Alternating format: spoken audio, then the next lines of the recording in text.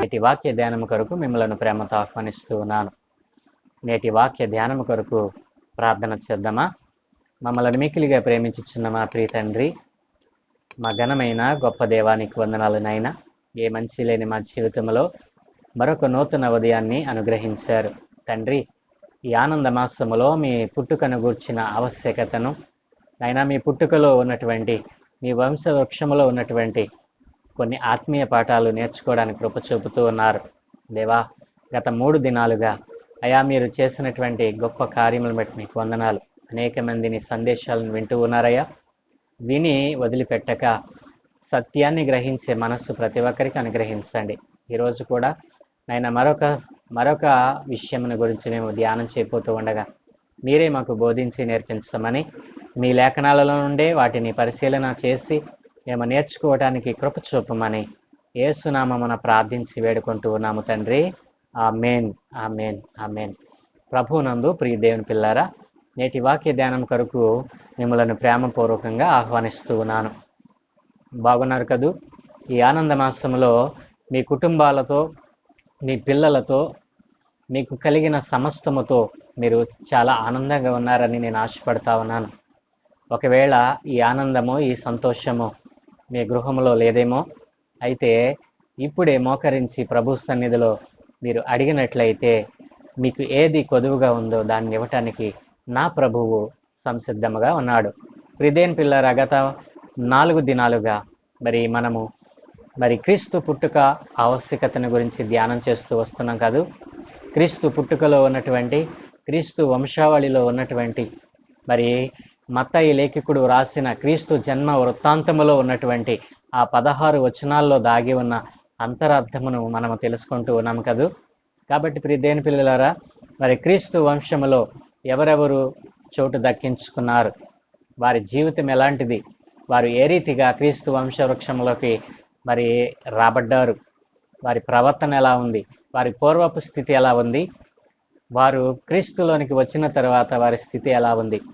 ఇప్పటికీ అనేక మంది కుటుంబాలు, అనేక మంది ఈ రోజున మనం చూస్తూ ఉన్నాం, ఎక్కడ వేసిన గొంగళి అక్కడే అన్న సామెత రీతిగా ఈ రోజున ప్రజల జీవితాలు ఎక్కడ ఉన్నవారు అక్కడే ఉంటూ ఉన్నారు. ఒక్క ఇంచు కూడా అభివృద్ధి పొందినటువంటి స్థితి ఏ కుటుంబంలో మనం చూడటం లేదు. అయినప్పటికీ దేవుడు ప్రేమామయుడు, కరుణామయుడు కదండి. ఆయన అనంత ప్రేమ చేత ప్రతి ఒక్కరిని ఆయన కాపాడుతూ ఉన్నాడు. ప్రియదేని పిల్లరా, నిన్నటి దినాన్న మనము ధ్యానం చేసినటువంటి స్త్రీ, ప్రియదేని పిల్లలారా, రాహాబు ఒక వేశ్యే, కానీ దేవుని యందు విశ్వాసం ఉంచింది, తన జీవితాన్ని మార్చుకుంది. మొదటి స్త్రీ తామారు, రెండవ స్త్రీ రాహాబు. ప్రియదేని పిల్లలారా, రాహాబు కనాను జాతికి చెందిన స్త్రీ అయినప్పటికీ ఆమె యెరూషలేము ప్రజలకు సంబంధించిన వ్యక్తి కాదు. ఆమె అన్య జాతికి చెందిన జాతి స్త్రీ. ప్రియదేని పిల్లలారా, అయినప్పటికీ ప్రభువు నశించిపోతున్న పాపులైన వారి పట్ల తన కృపను ఎంతగా కనపరుస్తూ ఉన్నాడో రాహాబు విషయంలో మనం నిన్న నేర్చుకున్నాం. విశ్వాస వీరుల జాబితాలో రాహాబు తన పేరును సంపాదించుకుంది, లిఖింప చేసుకుంది.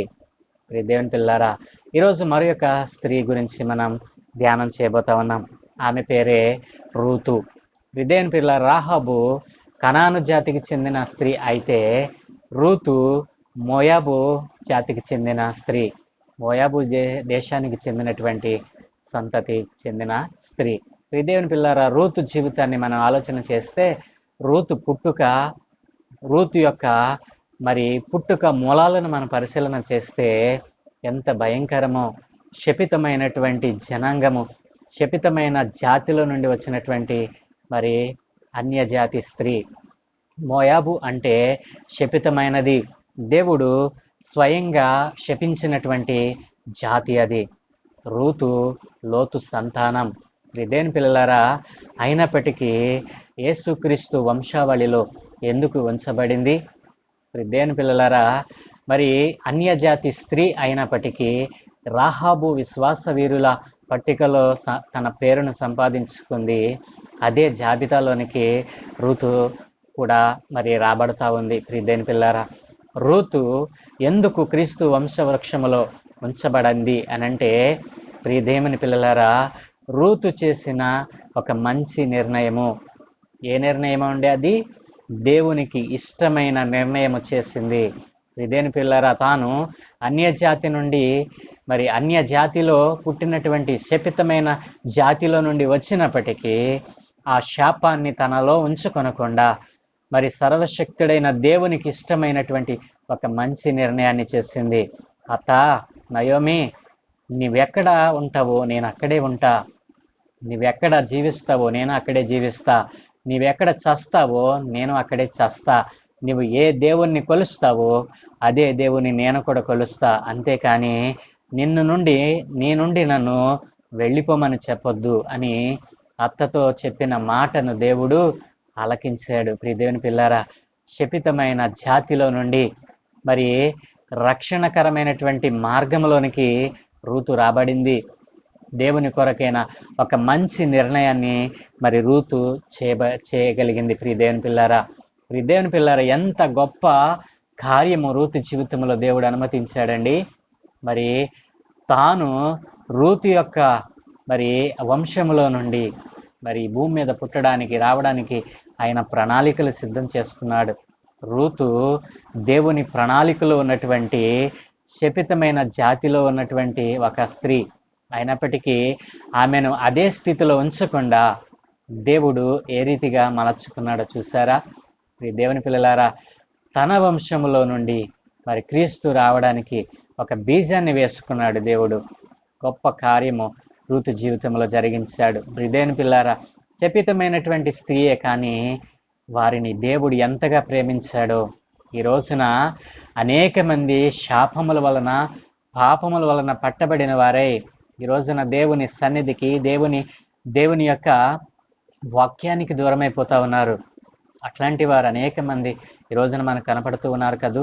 రూతు యవనస్తురాలు, తనకు బోడంతా చాలా మరి యవన వయసులో ఉంది, చాలా జీవితము తనకు దేవుడిచ్చాడు. కానీ తన యవ్వన జీవితాన్ని మరి దేవుడు మరి తన జీవితంలో జరిగించినటువంటి మరి దేవుడు తన జీవితంలో అనుమతించినటువంటి ఆ విషయాలను దేనిని కూడా జ్ఞాపకం చేసుకోనకుండా తన యవన జీవితాన్ని తన తోటి కోడలు మరి ఏ రీతిగా అయితే ఈ లోకంలో కలిసిపోయిందో, మరలా మోయాబు జాతిలో కలిసిపోయిందో అలాగున కలవకుండా తనకున్నటువంటి ఆ శపితమైనటువంటి ఆ యొక్క మరకను, ఆ యొక్క మచ్చను చెరిపి వేసుకోవాలని రూతు ప్రయత్నం చేసింది.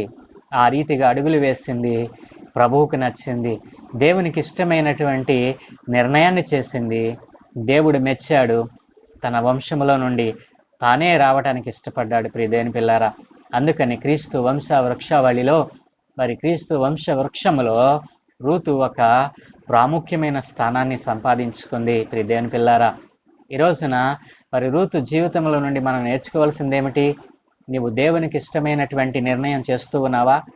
రూతు ఆ పని చేసింది, దేవునికి ఇష్టురాలుగా మారిపోయింది. బోయజు మరి రూతు వారి జీవితంలో నుండి వారిలో నుండి ప్రభువు మరి రావడానికి ప్రభువు ఈ యొక్క లోకాన్ని మరి ఈ లోకంలోనికి రావడానికి ఒక రూటును ఏర్పాటు చేసుకున్నాడు. దేవుని పిల్లలారా, కాబట్టి రూతు పట్ల దేవుడు కలిగినటువంటి ఉద్దేశము ఎంత ఉన్నతమైనదో, తాను తీసుకున్న ఆ మంచి నిర్ణయాన్ని దేవుడు ప్రతిష్ఠ చేశాడు. ఆ ప్రతిష్ఠే రూతును గొప్ప స్త్రీగా మార్చింది.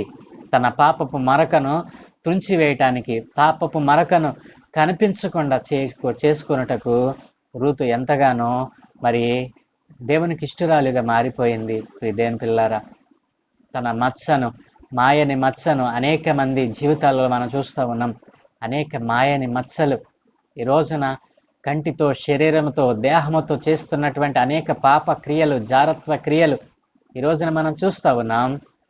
దేవుని సన్నిధికి, దేవుని నిర్ణయాలకు వ్యతిరేకంగా జీవిస్తున్న వారు అనేక మంది ఈ లోకంలో మనం చూస్తూ ఉన్నాం. దేవుని పిల్లారా, ఇలాంటి రూతులు అనేక మంది ఈ లోకంలో ఉన్నారు.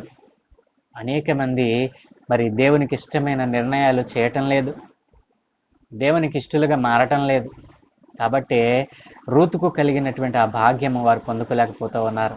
మరి దేవుని పిల్లారా, నీ జీవితంలో దేవునికి ఇష్టమైనటువంటి మరి నిర్ణయాన్ని నీవు చేస్తూ ఉన్నావా? దేవుణ్ణి మొదట పెట్టుకొని దేవుని సన్నిధిలో కనిపెట్టకుండా, దేవుని పాదాల చెంత అడగకుండా నీ సొంత నిర్ణయాలు చేస్తూ ఉన్నావా? ఆ నిర్ణయము దేవునికి ఇష్టమైనదో లేదో ప్రభు పాదాల చెంత నీవు కనిపెడతా ఉన్నావా? అలా కనిపెట్టకుండా నాకు అదివు ప్రభువా ఇదివు ప్రభు అని అంటే ఆయన ఎలా చేయగలడు? నీవు అవకాశం ఇవ్వకుండా దేవుడు నీ జీవితంలోనికి రావడానికి మరి ఎలా సంప్రాప్తం అవుతుంది? ప్రియ దేవుని పిల్లలు ఆలోచన చేశారా? నిజ క్రైస్తవ జీవితంలో నిజమైన సంతోషము, ఆనందము ఎప్పుడు కలుగుతుందో తెలుసా? క్రీస్తు దగ్గర ఉన్న వాటిని ఆశించటం కాదు, క్రీస్తునే మీరు కలిగి ఉంటే ఆయనలో ఉన్నవన్నీ మీకు ఆయన అనుగ్రహించడానికి ఇష్టపడుతూ ఉన్నాడు. ప్రియ దేవుని పిల్లారా, క్రీస్తులో ఉన్నటువంటి సమస్తము నాకు కావాలని నువ్వు ప్రార్థన చేస్తూ ఉన్నావు. ఈ రోజు నుంచి దేవునికి ఇష్టమైన ఒక నిర్ణయాన్ని, మంచి నిర్ణయాన్ని చెయ్యి. దేవునిలో ఉన్నటువంటి ఆ గొప్ప ఆశీర్వాదాలు కావాలని మరి నీవు కోరుకోకు. సాక్షాత్తు దేవుడే నీ జీవితంలోనికి, నీ హృదయంలోనికి రావాలని ఆహ్వానించు.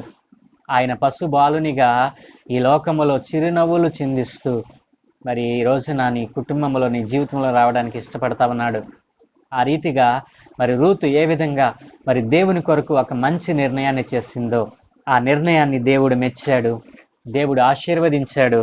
మరి తన వంశవృక్షంలో ఉండటానికి దేవుడు అనుమతించాడు. ప్రియ దేవుని పిల్లారా, మరి రూతు మూలాలు ఎంతో మారని మరి మాయని మచ్చ లాంటిది, కానీ ఆ మచ్చను దేవుడు తీసివేశాడు, ఆ మరకను దేవుడు తుడిచివేశాడు.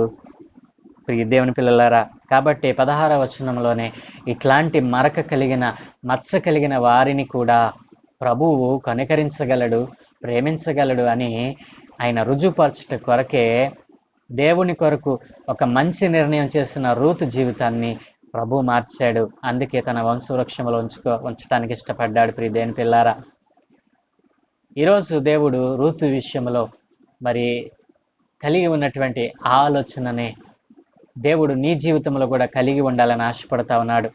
ఆ రీతిగా నీవు మరి దేవుని కొరకైనా ఒక మంచి నిర్ణయము ఈ రోజున నీవు చేయాలని ప్రభు కోరుకుంటున్నాడు. అలాగున చేయటానికి నీవు ఇష్టపడుతూ ఉన్నావా? మరి దేవుని కొరకు మరి జీవించేటువంటి జీవితం, దేవుని కొరకు పాటుపడతాను, దేవుని నామాన్ని గణపరుస్తాను, దేవుడు మనకిచ్చినటువంటి కొద్ది జీవితాన్ని దేవుని కొరకు ఉపయోగిస్తానని నీవు నిర్ణయం చేస్తూ ఉన్నావా? నిజమైన క్రిస్మస్ ఆనందము ఎప్పుడో తెలుసా? దేవునికి ఇష్టమైన నిర్ణయం నీవు చేసినప్పుడే నీ జీవితంలో నిజమైన ఆనందము, నిజమైన క్రిస్మస్ మరి ఆరాధన నీ జీవితంలో దేవుడు అనుగ్రహిస్తాడు. దేవుని పిల్లారా, మరి రూతు జీవితంలో కలిగినటువంటి ఆ మంచి నిర్ణయము ఈ రోజున మీ కుటుంబాలలో, మీ పిల్లలు, మీ కుటుంబం అంతా కలిసి ఒక మంచి నిర్ణయం చేయండి. ఈ యేసు క్రీస్తు పుట్టిన ఈ యొక్క మాసములో, ఆనంద మాసములో క్రీస్తుని గురించి అనేక మందికి పరిచయం చేయాలనేటువంటి ఒక మంచి నిర్ణయం చేయండి. క్రీస్తు పుట్టుక ఎంత ఆవశ్యకత, క్రీస్తు పుట్టుక ఆవశ్యకత ఎంత మరి అవసరమో, ఎందుకు ప్రభువు ఈ లోకానికి రావాల్సి వచ్చిందో, ఆయన తన్ను తాను తగ్గించుకొని ఎందుకు ఈ లోకంలో జన్మించవలసి వచ్చిందో, దేవుని పిల్లారా, నీవు తెలుసుకున్నటువంటి సత్యాలను అనేక మందికి పరిచయం చేయాలి కదూ. అలాగున పరిచయం చేయకుండా ఎంతకాలం నీ జీవితాన్ని వ్యర్థపరుచుకుంటావు? నీ నిర్ణయాలు దేవునికి అనుకూలముగా లేవేమో ఒకసారి పరిశీలన చేసుకొని నిన్ను నీవు కుటుంబముగా మరి ప్రభు సన్నిధికి, ప్రభు పాదాల చెందికి అప్పగించుకున్నట్లయితే ప్రభు మీ కుటుంబాలలో కూడా నిజమైన క్రిస్మస్ ఆనందాన్ని అనుగ్రహించడానికి ఆయన ఇష్టపడుతూ ఉన్నాడు. దేవుడు మీ కుటుంబాలలో నిండైన ఆనంద సంతోష హరివిల్లులు, మరి నిండైన మరి ఆనందము మీ కుటుంబాలలో నిండారుగా దయచేయునుగాక. ఆమేన్. ప్రార్థన చేద్దామా? సకల ఆశీర్వాదములకు కారణభూతుడైన తండ్రి, మా మంచి దేవా, నీకు వందనాలు నైనా. ఏ మంచి లేని మా జీవితంలో మరొక నూతన ఉదయాన్ని అనుగ్రహించారు తండ్రి. నీ పుట్టుక ఆవశ్యకతను గురించి కొన్ని రోజులుగా మేము ధ్యానం చేస్తూ ఉండగా ఆయన మీరు ఆశీర్వదిస్తూ వస్తూ ఉన్నారు. ఈరోజు మేము నేర్చుకున్న రూతు జీవితంలో నుండి అయా ఒక పాఠం నేర్చుకోవడానికి కృప చూపారు. అవును దేవా, శపితమైన జాతి నుంచి వచ్చినదే, కానీ తన కంటినటువంటి మరకను తుడిచి వేసుకోవటానికి నీ కొరకైన ఒక మంచి నిర్ణయాన్ని రూతు చేయగలిగింది నాయన.